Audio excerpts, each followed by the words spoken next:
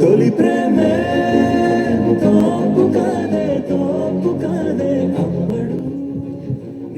అందరికీ నమస్కారం. ముందుగా ఇక్కడికి వచ్చిన ప్రెస్ అండ్ మీడియా అందరికీ థ్యాంక్ యూ సో మచ్. మా సినిమాని ఆ ఫస్ట్ గ్లిమ్స్ సంవత్సరం క్రితం రిలీజ్ అయిన గ్లిమ్స్ అప్పటి నుంచి మీరు మా సినిమాని ఎంకరేజ్ చేస్తూనే ఉన్నారు.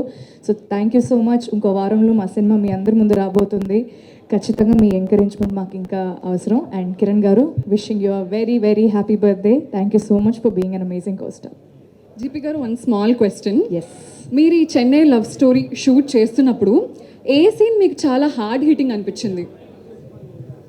Entire story is definitely hard hitting అండి. ఒక్క సీన్ అని నేను చెప్పలేను, ఎందుకంటే an amalgamation of all the scenes, అన్ని సీన్స్ కలిస్తేనే it is a very hard hitting film. But especially ఒక్క సీన్ చెప్పాలంటే Vadalane song lead is a very very beautiful sequence. And second హాఫ్లో నాకంటూ ఒక చిన్న ఒక 3-4 minutes నేను ఉంటాను అనమాట. ఆ bit is very very haunting. అంటే అది ఇంకా నన్ను షూట్ చేసిన ఒక వారం 10 రోజులు ఆ షూటింగ్ ఎక్స్పీరియన్స్ నన్ను వదలలేదు. So that one, ya, we can expect. ఎందుకంటే మేము వదలనే చూసినప్పుడు మాకు హిట్ అయింది అనమాట. We don't know the back story, but still ఆ ఎమోషన్ కన్వే అయింది. అండ్ సెకండ్ క్వశ్చన్ ఏంటంటే, మీరు చెన్నై లవ్ స్టోరీ ఒప్పుకోవడానికి మెయిన్ రీజన్ ఏంటి?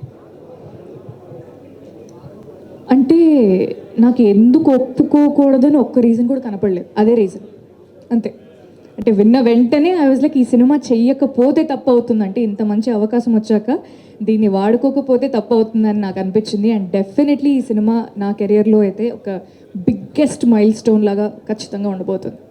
We all wishing you all the very best. Thank you. Thank you so much. Gauri. Thank you.